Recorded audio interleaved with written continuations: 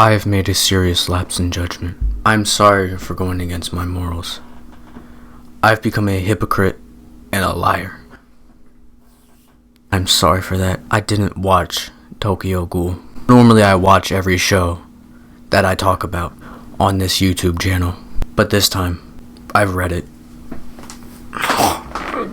I can't believe what I'm about to say, but the manga's better. The manga's better. I don't give a fuck. The manga could be sent down from heaven itself and written by the fucking Lord and Savior himself, and I still won't read that shit. I am sorry to all my lovely fans that have supported me through this, and I'm sorry to all of the anime fans who are against the manga nerds, but I have become one of them. Look at this disgusting thing. Just sitting down every day, going, nice chapter, what the fuck is that? Wow, the art is really good. Shut the fuck up. Oh my god. Oh no, I'm being a disappointment. I'm a hypocrite now. Look at that artwork. It's beautiful. Alright, I'm done with the whole fake crying and everything. I actually got like one real tear, but it didn't really drop like that. It is what it is, playa. But, call me what you want, but the manga's fucking better. I watched like 3 episodes of the anime of my favorite moments that I read, and I'm like, where are they? Because most of the time, they're not even there. I'm here to talk about how peak this manga is. And I only read the first one physically, because that's the only one I have. You think I'm trying to spend like $12 on each volume? Fuck that. If you add it together, the 14 volumes of Tokyo Ghoul, and they're all like $12. If you do the math, that'll be a lot of money. I'm not doing the math right now. That's like what?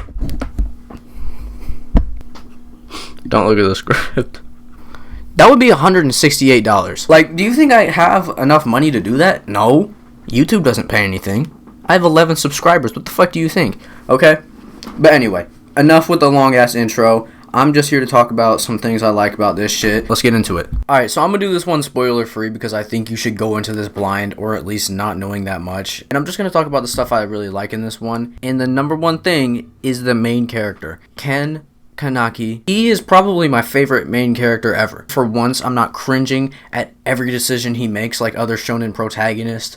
Like fucking Naruto, who just tries to make friends with every villain he fights. Or like Tanjiro, crying over every demon who he kills. Like, bro, it's not that serious. Like, it's to the point where he cries every single time. But it ain't about them, it's about Ken.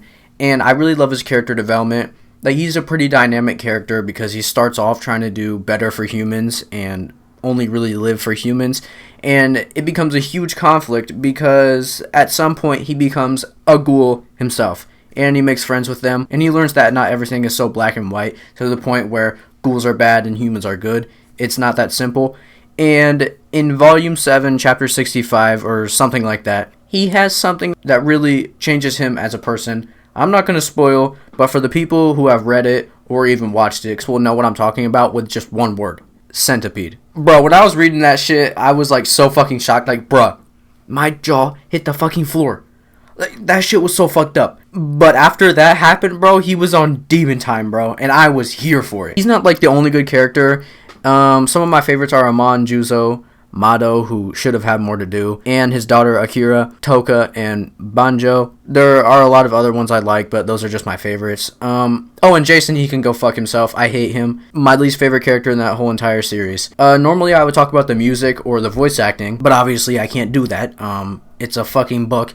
So I'll just talk about the artwork. Oh my god. This shit is amazing. I'm just going to put a couple of panels that I like on the screen. It just looks so fucking dope. I really like the character designs too, like especially with all the masks and how everyone has to have them to look unique for, you know, character design wise.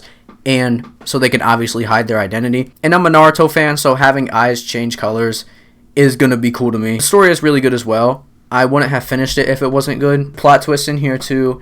And it's not that confusing, but sometimes I'm not sure if it was because I'm bad at reading or I just wasn't paying attention. But some of the things didn't make sense to me. It's either that or it's just explained later on. You should definitely pick this up. Like, read the first 3 volumes, and if you don't like it, just drop it. If you're not gonna like the first 3, you're not gonna like it. But I do think this shit gets 100% better later on. But if you don't got the patience, man, it is what it is. I've also started Tokyo Ghoul Re. I'm only on volume 4, so obviously I can't give an opinion on it yet, but I do really like it. It basically just starts off with the cliffhanger ending of Tokyo Ghoul, and I really like how it's going so far. It sort of reminds me of Death Note, when Light gives up the Death Note and forgets everything about what he did, and then he joins the task force to stop himself.